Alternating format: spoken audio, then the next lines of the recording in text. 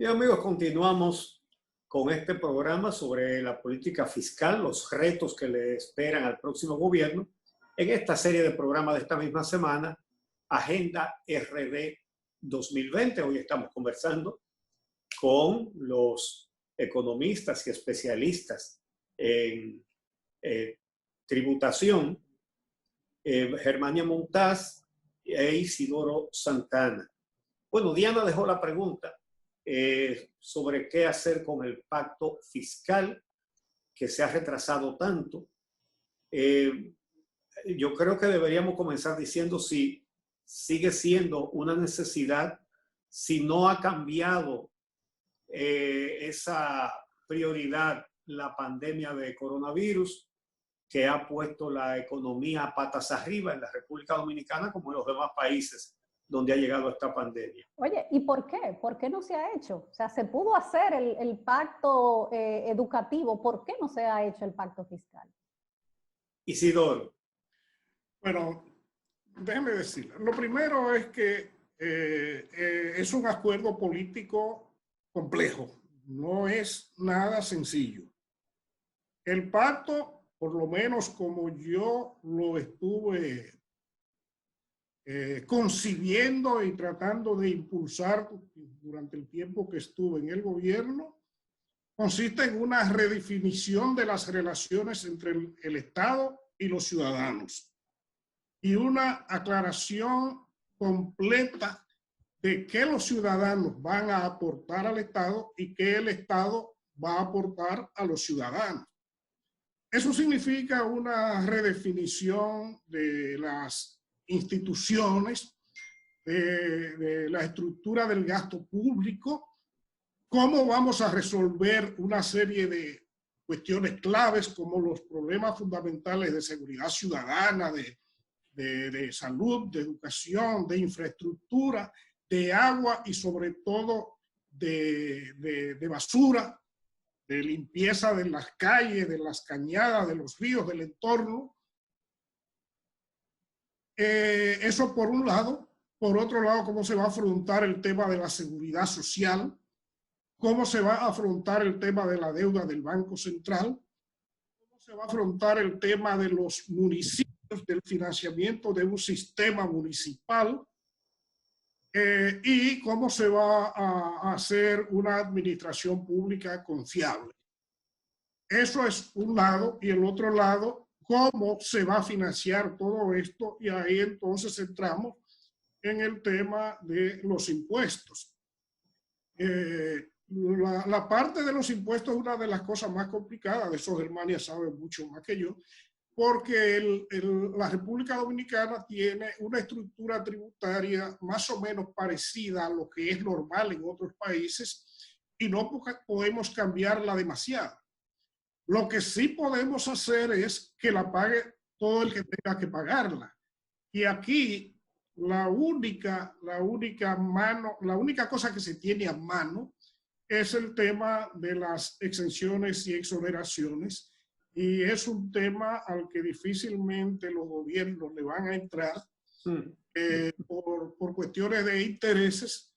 Ya yo tengo una experiencia en esto, pues digamos que me pasé un buen periodo tratando de impulsar y ya al final me di cuenta de que era imposible bregar con esto. Primero, el pacto sigue siendo necesario, quizás ahora más que nunca. Lo que es bueno resaltar que hay una diferencia fundamental entre una reforma tributaria y un pacto. El concepto de pacto pasa por, como decía Isidoro, por esa concertación, esa decisión colectiva de cómo financiar el gasto público y cómo abordar el tema presupuestario de gasto público y los servicios públicos. Surge este concepto en los años 80, cuando, bueno, salen muchos países latinoamericanos de dictaduras y todo lo demás, y se requiere pactar en cómo vamos a abordar la democracia de muchos países.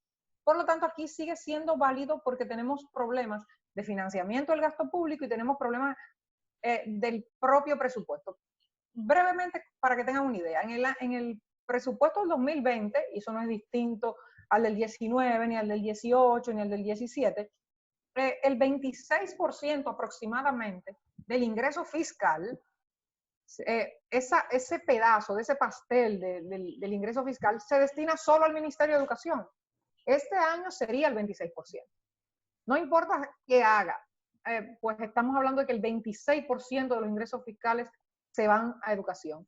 Pero a deuda, intereses y amortización, más del 40%.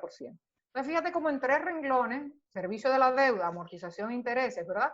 Y educación, eso se lleva la 3/4 parte del presupuesto. Eso es insostenible en el tiempo, independientemente de cuál sea la realidad. Y eso significa que sí necesitamos un pacto. Con el tema de las exenciones, yo creo que yo he sido una voz escéptica en ese tema. ¿Por qué? Porque lo más fácil es decir, bueno, ¿qué es lo que más, dónde es que están la mayoría de las exenciones? En el ITEVIS. Y de esa cantidad de exenciones del ITEVIS, ¿dónde está la mayoría? En los alimentos.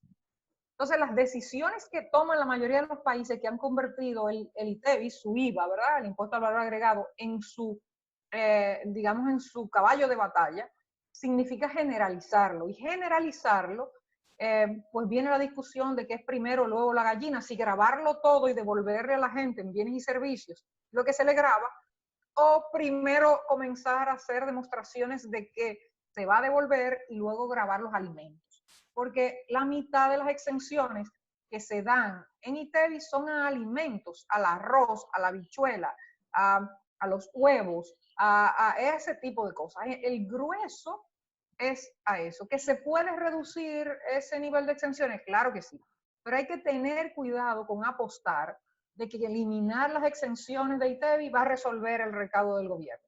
Y también hay que tener cuidado con suponer que la totalidad de las exenciones corresponden a sectores particulares que reciben beneficio, que sí, que los hay, pero tampoco es que esa sea la mayoría del ingreso que se pierde.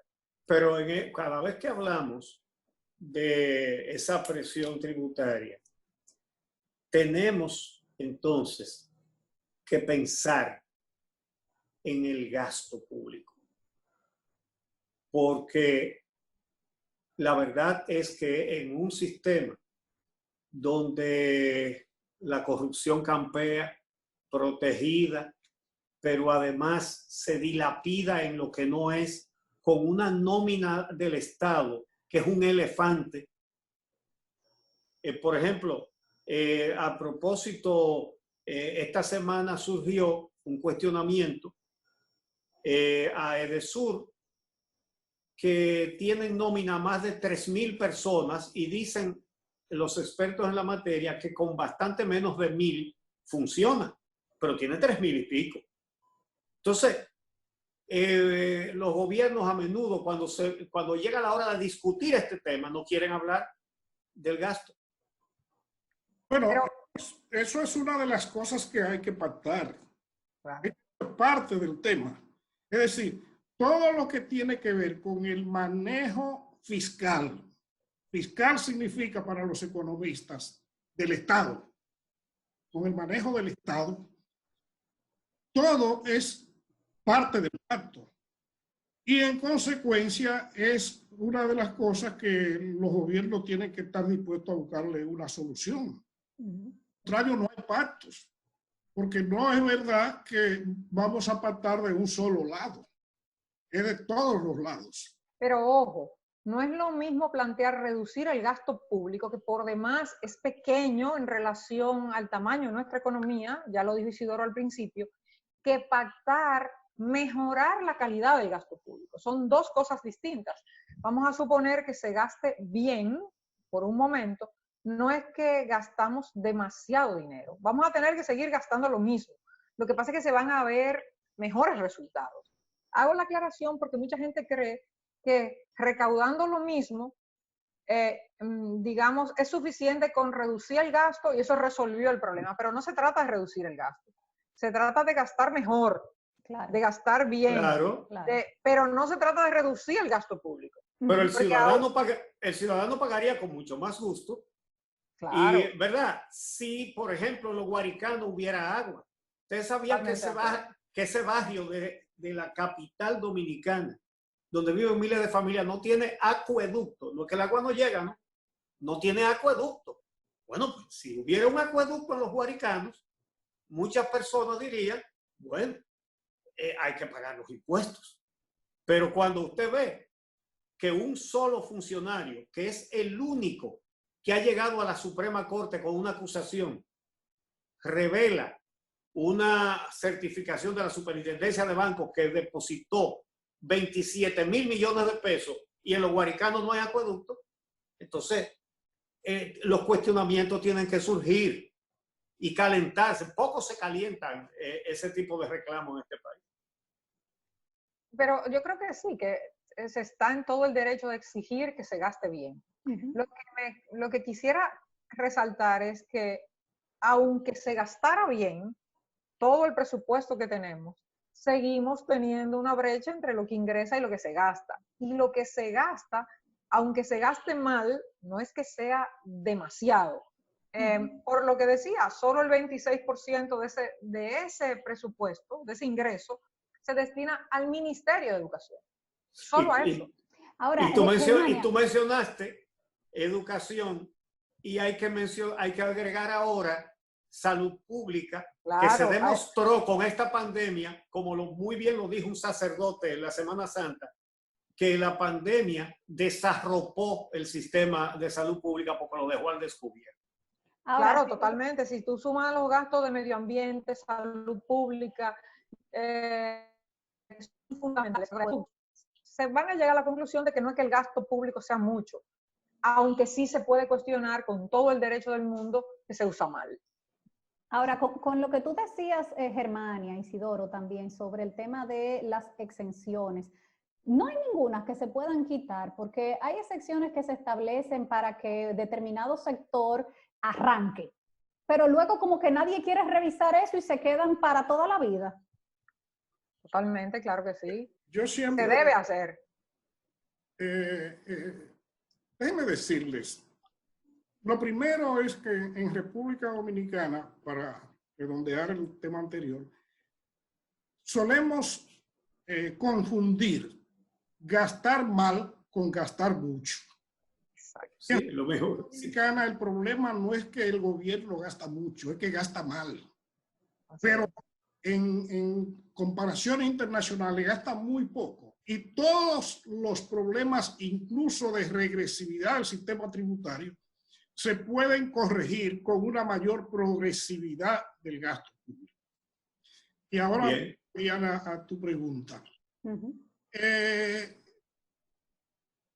Si comenzamos a revisar una por una todo lo que sean exenciones y decir, vamos a quitar esta y a dejar aquella, vamos a modificar esta por acá, lo vamos a hacer más complejo el sistema.